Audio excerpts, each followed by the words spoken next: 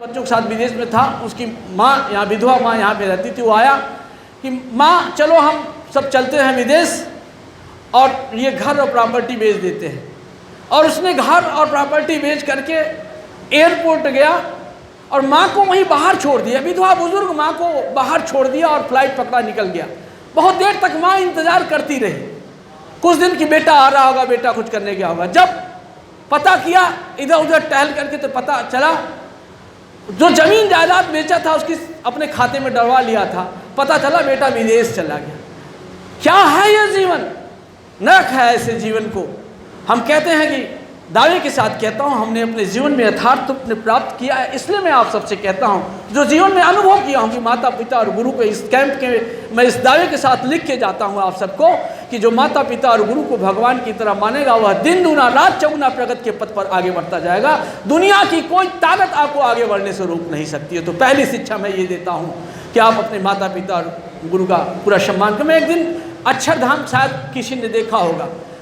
यह जीवन कैसे बन सकता है, कैसे सुंदर हो सकता है, कैसे बहुत अच्छी ऊंचाई को प्राप्त कर सकते हैं। और दूसरा चीज़ हम इसी स्काउट गाइड प्रथम सोपान में हमने सीखा था, विद्यार्थी जीवन में कक्षा 8 में पढ़ता था कि बड़ों बुजुर्गों का सम्मान करें। तो मैं गांव में जब कुआं में कोई बुजुर्ग जाता था, अगर मैं कुएं पर हूँ तो पानी निकाल करके उनके घर तक पहुँचाता था। लोग कहते थे इनका बेटा बहुत अच्छा है। मैं माता पिताजी का सुबह उठा और उस दिन उस कैंप के बाद गया और चरण बंधन सुबह प्रतिदिन उठते ही माता पिता का पैर छूने लगा। माता पिता को लगा कि अरे कौन सा ऐसा हुआ कि 3 दिन का कैंप किया मेरा बेटा और इतना अच्छा संस्कार उसके अंदर परिवर्तन हुआ। प्रतिदिन सुबह उठते ही माता पिता के चरणों का वंदन करना और बुजुर्गों, तो ये 2 संस्कार, बुजुर्गों का आदर सम्मान करना, मुझे आशीर्वाद मिला, बहुत अच्छा हुआ।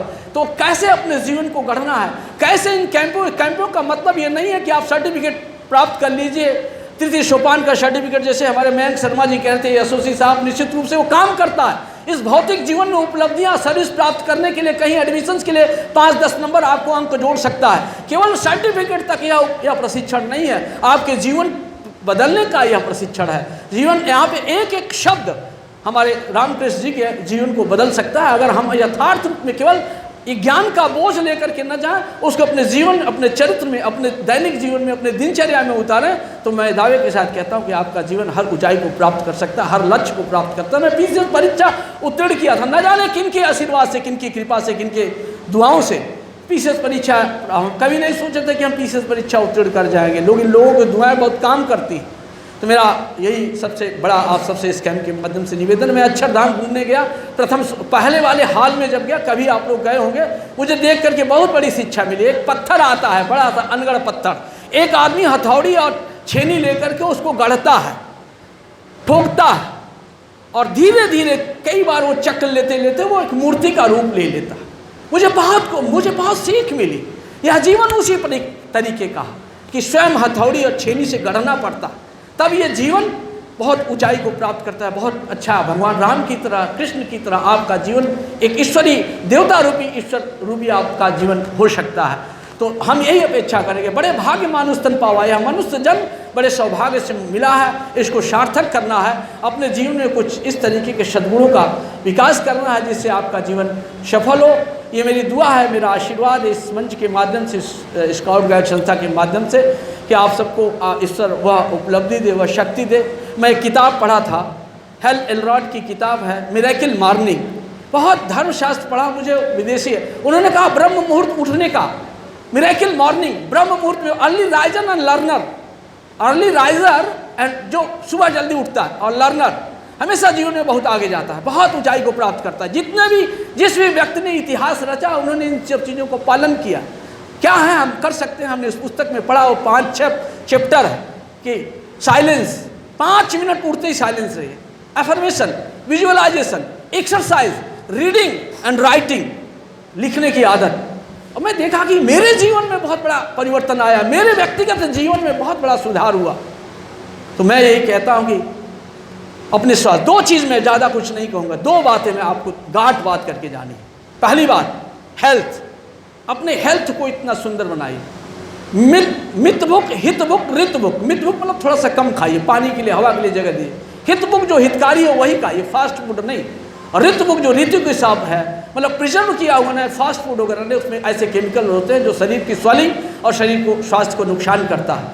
तो इस तरीके का आहार विहार निद्रा एवं ब्रह्मचर्य, ये मंत्र है, वेद के मंत्र हैं। आप अभी शर्मा जी कह रहे थे तमाम ऐसे शब्द। पहला चीज़ स्वास्थ्य पे ध्यान दीजिए। आपका शरीर स्वस्थ है, मन प्रसन्न है, मस्तिष्क फिट है, तो कुछ भी अर्जित कर सकते हैं। बड़ी तो पहली सीख मुझे अपने जीवन से जो मैंने सीखा है, कुछ लोगों से समाज में, वो चीज़ मैं आप सबको बताना चाहता। हेल्थ पे दुनिया कुछ भी कहे, किसी इस हेल्थ से, अपने शारीरिक स्वास्थ्य से कभी भी समझौता मत करिएगा, आपका जीवन बहुत सुंदर है। दूसरी चीज़ कहता हूँ कैरियर। आपने इस विद्यार्थी जीवन में अपने कैरियर को चयन करिए। आप लोग इंटरव्यू होंगे, हम कैरियर काउंसलिंग का, क्या आपका अल्टीमेट गोल है, अल्टीमेट लक्ष्य क्या है। APJ अब्दुल कलाम साहब कहते हैं TMT, target method and try. अपना एक लक्ष्य निर्धारित करके उस पर पुरुषार्थ करिए, मेहनत करिए, निश्चित रूप से आप सबको उस लक्ष्य की प्राप्ति होगी। आप बड़े से बड़े से 2 चीज़ें गांठ बात करके रख लीजिए अब। और जो आपके अंदर कोई ना कोई एक स्किल होनी चाहिए। जैसे खिलाड़ी प्रतिदिन प्रैक्टिस करता है, तब वो निरंतर उसकी गुणवत्ता में। आप अंतर्राष्ट्रीय खिलाड़ी देखेंगे, जब क्रिकेट का हम लोग कभी देखा करते थे, आप तो बहुत कम टेलीविज़न और वो देखते हैं, तो देखते थे कि जब गैप होता था मैचों के बीच में, तो खिलाड़ी चाहे अंतर्राष्ट्रीय, चाहे सचिन तेंदुलकर हो, प्रतिदिन सुबह वो मैदान पर प्रैक्टिस करने लगते हैं। अभ्यास है न चाहे ध्यान है। आपको प्रतिदिन, ये मंत्र वेद का मंत्र है, अभ्यास करिए और ध्यानपूर्वक अभ्यास करिए। कंसंट्रेशन, एकाग्रता। विवेकानंद जी की एकाग्र बुद्धि इसलिए बुद्धि से तीव्रता की याद करते थे, पढ़ते थे याद हो जाता था। उसका एकमात्र कारण था कि वो ध्यान किया करते थे। एकाग्रता की शक्ति उनकी विकसित थी। ध्यान वगैरह 2-5 मिनट आप सुबह करिए, जंपिंग कर लीजिए। अपने स्वास्थ्य, ज़्यादा समय नहीं कि हमें, आप सुबह थोड़ा सा जल्दी उठने का 5-10 मिनट जंपिंग वंपिंग। अभी बच्चे यहाँ पे योग कर रहे थे, बहुत अच्छा लग रहा था, कमल खिला रहे थे। अपने यौगिक क्रियाओं के माध्यम से, अपने योग की क्रियाओं के माध्यम से आप जीवन में इसको अपना के तो देखिए, निश्चित रूप से आपका बहुत कुछ परिवर्तन होगा। मेरा ये शुभ आशीष है, आशीर्वाद है इन स्काउट गाइड कैंप में कि आप सबको, आपको अच्छा। मैं सबसे पहले श्री रामकृष्ण शर्मा जी का हृदय से धन्यवाद दूंगा कि आपका प्रशिक्षण देख के, जैसे अभी मयंक शर्मा जी कह रहे थे कि प्रशिक्षण तो औपचारिकताएँ होती हैं, लेकिन इन्होंने देखिए कि लगभग हम 12:15 बजे 12:20 पे आए थे, लगभग 3 बजने वाला है, 3 घंटे का शो इन्होंने हमको दिखाया और घुटन या उबन नहीं हुआ। इतना अच्छा अपना हर कार्य को प्रदर्शित भी किया, गीत और संगीत के माध्यम से। अपनी कविता, अपने इंग्लिश के गीत, हैप्पीनेस क्या है, खुशियाँ क्या है, ये जीवन को बदल देने वाला। एक शब्द रख लीजिए, जैसे हमने हंसाया ना, 5 मिनट आप अपने, मैं दावे के साथ कहता हूँ, आप कुछ मत सीख के जाइए, एक क्वालिटी, 1 क्वालिटी, हमारी हर बातों को आप भले भूल जाइए। सुबह उठते ही उठिए, 5 मिनट का ध्यान करिए, विचार सुनिए और 2 मिनट हंस लीजिए। ऐसे हंसिए जैसे मैं भी हंसा रहा था।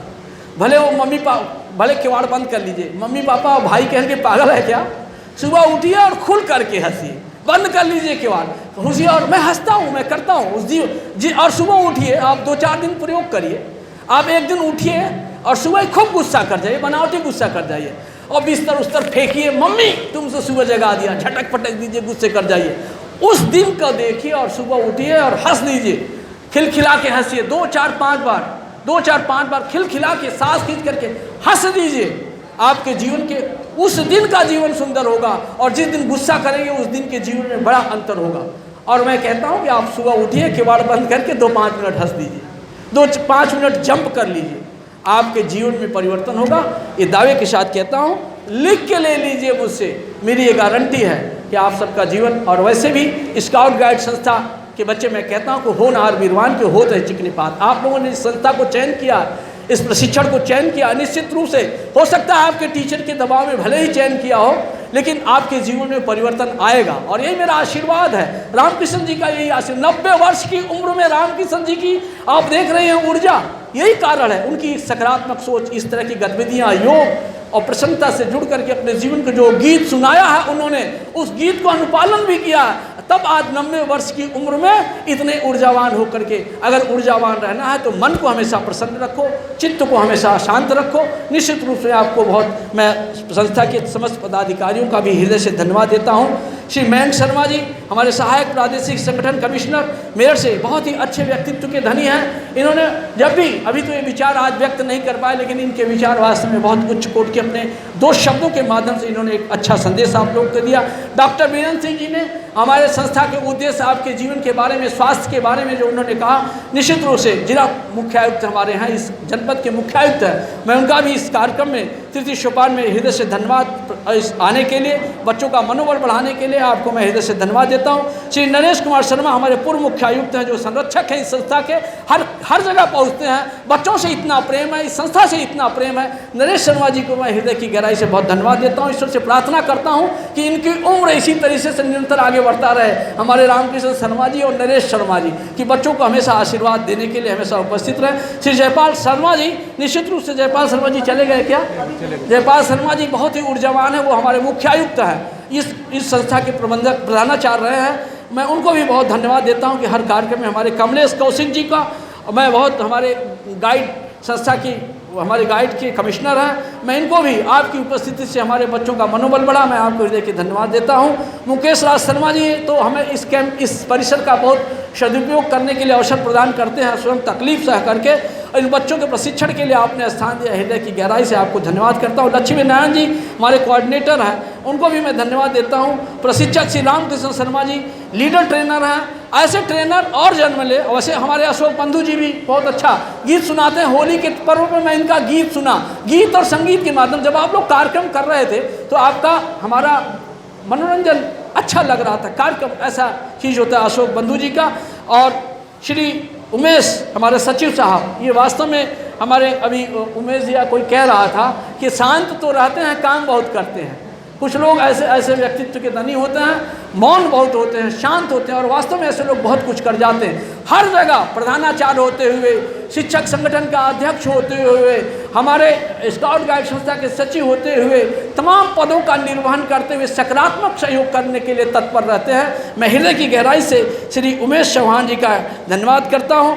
अशोक बंधु जी का बहुत धन्यवाद करता हूं। अशोक बंधु जी भी हर कार्यक्रम में अपने बच्चों को लेकर के पहुंच जाते हैं, हमारे कार्यक्रम की शोभा बढ़ाते हैं। हमारे जहां भी कार्यक्रम हुए हैं, चाहे अभी वृक्षारोपण का कार्यक्रम रहा हो, चाहे अन्य किसी कार्यक्रम में अपने बच्चों के साथ, जब भी जनपद स्तर का है तो हमारे स्काउट गाइड संस्था का नाम करते हैं, संस्था की प्रगति के लिए अपनी सहयोग प्रदान करते हैं। मैं ऐसे अशोक बंधु जी को हृदय की गहराई से धन्यवाद आभार व्यक्त करते हुए, संस्था की तरफ से संस्था का मुखिया, संस्था जिला विद्यालय निरीक्षक इस शिक्षा विभाग का मुखिया होने के कारण मैं इनको भी धन्यवाद देता हूँ। इन प्यारे बच्चों को, होनहार बच्चों को, अच्छे जिनका भविष्य बहुत अच्छा हो, ऐसे कामना करते हुए, ईश्वर से प्रार्थना करते हुए, ढेर सारा इन बच्चों का आशीर्वाद देते हुए कि आप अपने जीवन के उच्चतम लक्ष्य की संप्राप्ति करें, आप अपने जीवन में सफल हों, अपने माँ बाप के नाम को रोशन करें। हम भी एक गरीब किसान के बेटे थे, कोई संसाधन नहीं था। व्यक्ति को आगे बढ़ने में कोई भी संसाधन बाधक नहीं होता है। मैं पीसीएस परीक्षा देने गया तो आपको जान के आश्चर्य होगा, मेरे पास किताबें नहीं थी।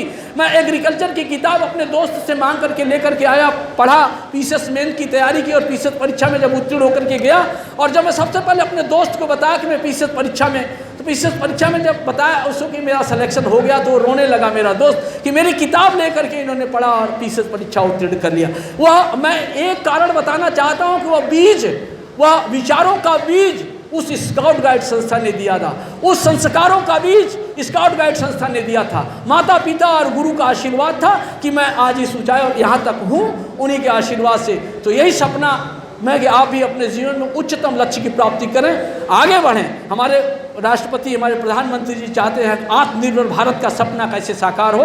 आत्मनिर्भर भारत का सपना साकार जब भी होगा जब हर बच्चा आत्मनिर्भर होगा, हर बच्ची आत्मनिर्भर होगा, अपने हाथ में उनके स्किल होगा, कोई ना कोई स्किल होगा तो अपनी ऊंचाई को प्राप्त कर सकता है, लक्ष्य को प्राप्त कर सकता है। जैसे वीरेंद्र जी ने कहा कि जल का संरक्षण एक बहुत बड़ा अभियान चल रहा है, हर बच्चा पानी बचाने के लिए, नहीं तो आने वाले समय में कहा जा रहा है कि विश्व युद्ध पानी के लिए होगा। पानी का संरक्षण हर बच्चे को करना है। दूसरी चीज 11 से 17 में हाथ जोड़ करके निवेदन है, देशभक्ति का गीत रामकृष्ण जी सुना रहे थे, हर घर तिरंगा एक कार्यक्रम हमारी प्रदेश सरकार ने, इससे देशभक्ति कैसे लोगों के हृदय में जागृत हो, अपने देश के लिए मर मिटने, अपने देश के लिए कुछ कर गुजरने की एक तमन्ना, एक चाहत जागृत हो, इसलिए हर घर तिरंगा कार्यक्रम हमारे प्रदेश सरकार ने चलाया है। आप हर स्काउट गाइड संस्था का हर बच्चा 10 घर पे झंडा फहराने का, झंडा लहराने का, झंडा लगाने का जिम्मेदारी लेगा। आस पड़ोस के 10 घर पे आप सबको इस हर घर तिरंगा कार्यक्रम को सफल बनाने के लिए जितने ही हमारे यहाँ पे बच्चे हैं कम से कम लिख करके उनकी सूची बना करके अपने विद्यालय में देंगे। हम सचिव साहब से कहेंगे, अशोक बंधु जी से कहेंगे कि इन बच्चों का से एक सूची लीजिएगा कि किन 10 घरों में आप लोगों ने भारत का झंडा वहाँ पे लगवाया है। 11 से 17 के बीच में इस झंडे को घर में 3-4 दिन कम से कम हर घर पे लगना चाहिए। यह एक मिशन है और बहुत से कार्यक्रम हैं बच्चों के बीच में, लेकिन हर घर पे तिरंगा झंडा, भारत का झंडा, देश का झंडा, देशभक्ति इस संस्था का सबसे बड़ा उद्देश्य है। सेवा एवं देशभक्ति, लोगों की सेवा, गरीबों की सेवा, बुजुर्गों की सेवा, बड़ों की सेवा, माता पिता की सेवा, गुरु की सेवा, ये सेवा का भाव और देशभक्ति, ये अगर जागृत है निश्चित रूप से आप सफल होंगे। वैसे लोग कहते हैं कि धन्यवाद आप सबको, आप सबने बड़े धैर्य से सुना, हृदय की गहराई से सबको धन्यवाद देते हुए जय हिंद, जय भारत।